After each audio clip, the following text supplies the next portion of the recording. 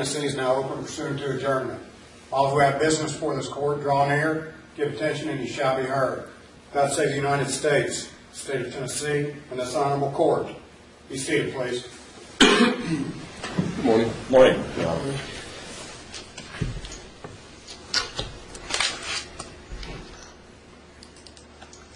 This is case number 03C2931, Ted Crawford versus James G. Mitchell, Kelsey W. Mitchell, also known as Kelsey W. Holmes. And since we're on a video record, I need you all to introduce yourselves, please. Start with plaintiff's counsel, and you may introduce your clients. Thank you, Your Honor. My name is Mark Freeman, and I represent Ted Crawford here to my right.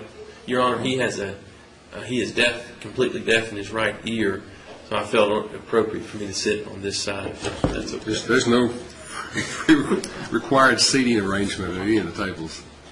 I'm Brad Gilmore, and I represent Gray and Kelsey Mitchell. Good morning. I understand that liability is admitted on this. Right? That's correct, Your Honor. And anything we need to take up before we address the motions in limine?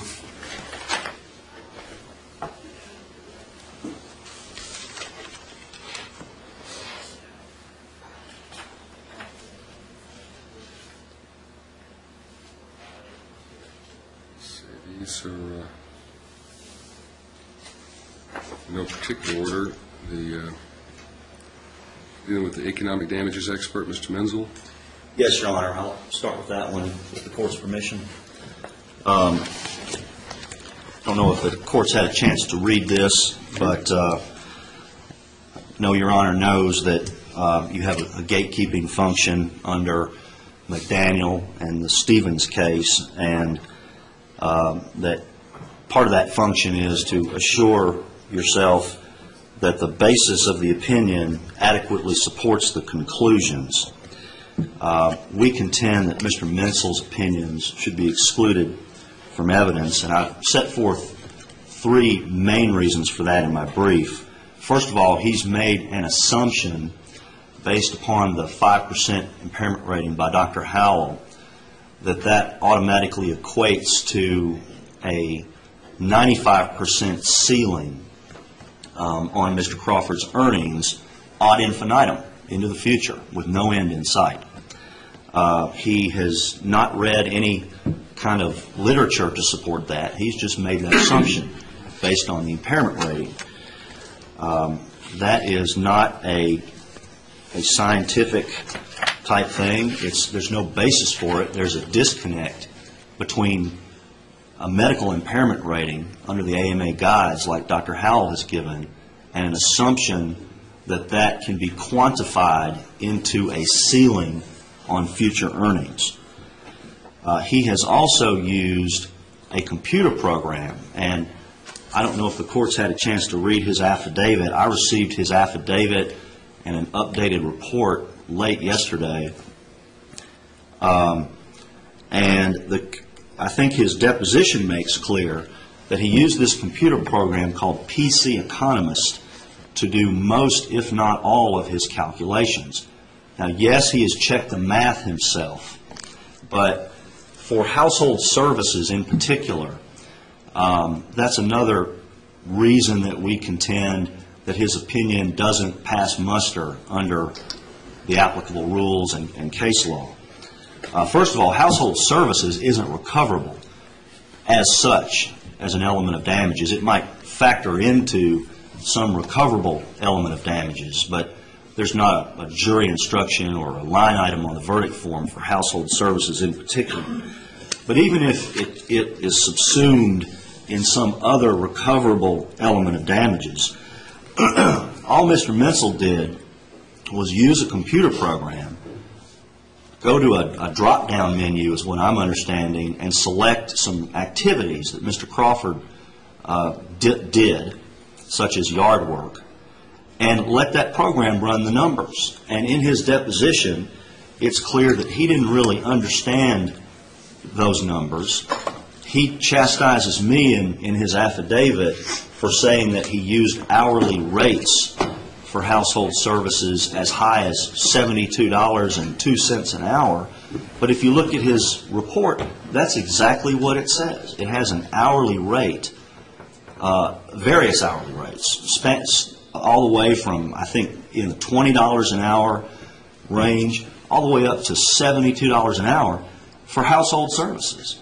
And even Mr. Menzel conceded that that was too high. He couldn't adequately explain it.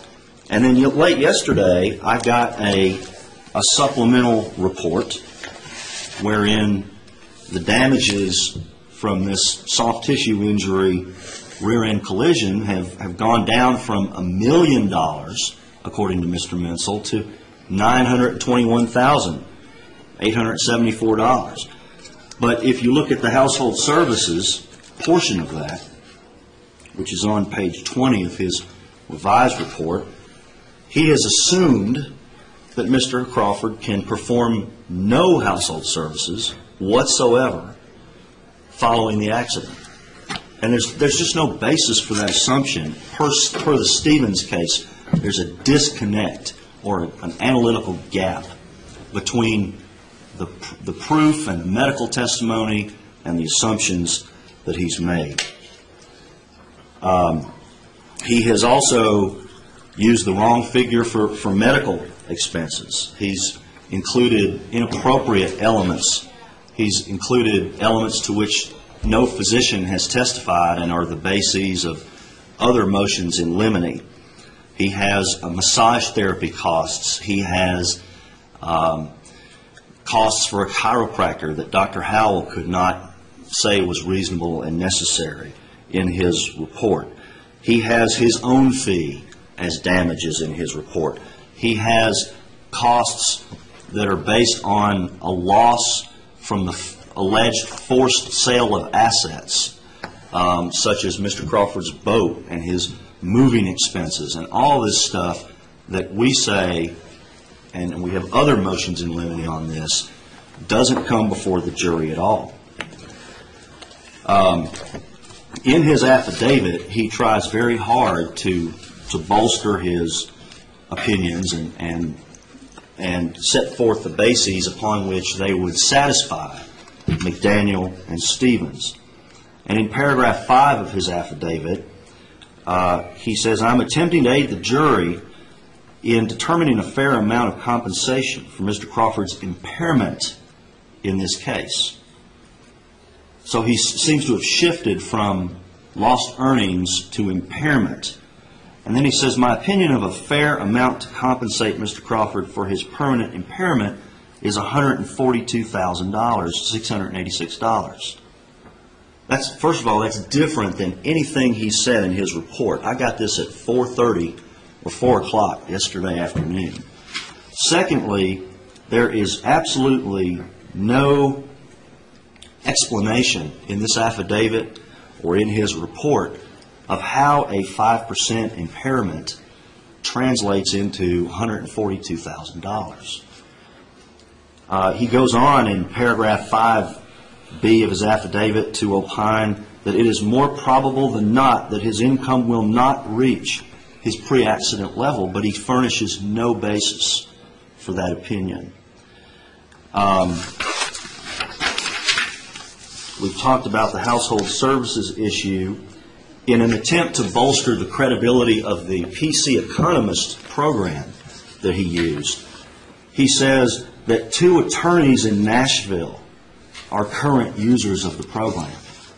I would submit that that hardly qualifies the program as objective or as meeting the standards in McDaniel and Stevens. He says that the program has been endorsed in 4 publications: Law Office Computing, Lawyers Weekly USA, U.S. Business Litigation. These are all litigation-oriented publications.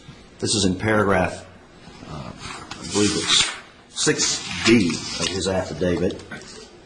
And, as you know, as Your Honor knows, one of the factors under McDaniel is whether the bases and the methodology has been developed independent of litigation. In this case, all of the publications that Mr. Menzel has referenced in his affidavit are lawyer-oriented and in some case expressly litigation-oriented publications, not not economic publications per se.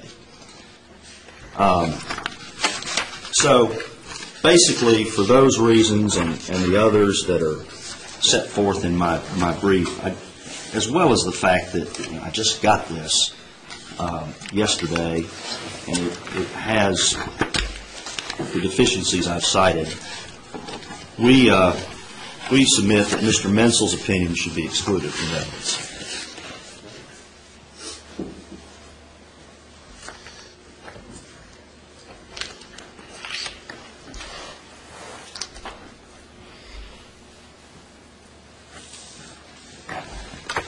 Your Honor, the points that Mr. Gilmore raises are points that are best addressed on cross-examination. There are issues with the report, and I think that Mr. Gilmore can bring all those out when Mr. Mensel testifies.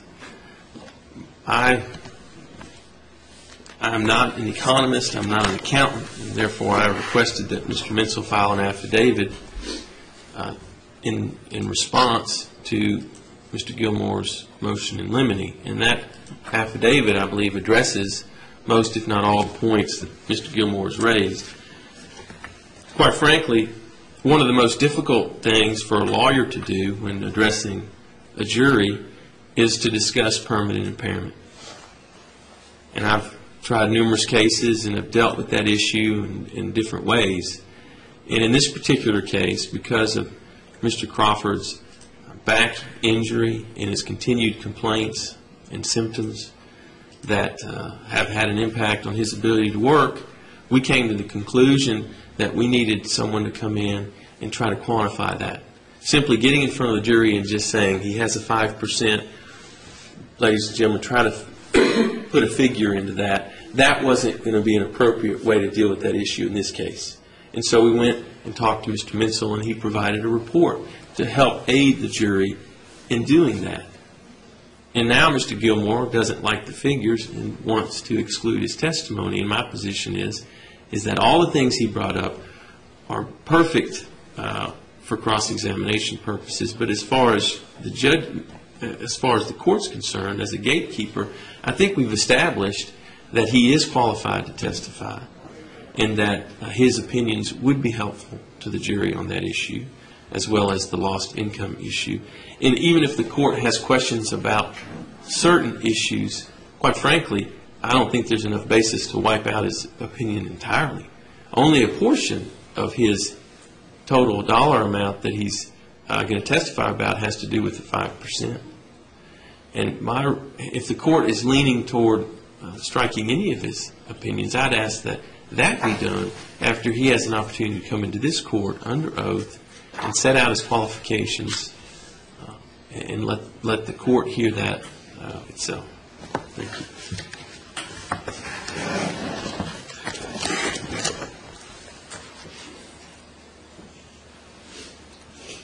Just by way of brief rebuttal, Your Honor, I disagree that these things are best addressed on cross-examination. Your Honor is as familiar, more familiar with anybody than anybody in this courtroom with the gatekeeping function of the judge, and some of these inquiries that we're talking about in this hearing and that are appropriate under McDaniel and Stevens would not be the type of thing that you would necessarily ask on cross-examination. These go directly to admissibility under 702 and 703. The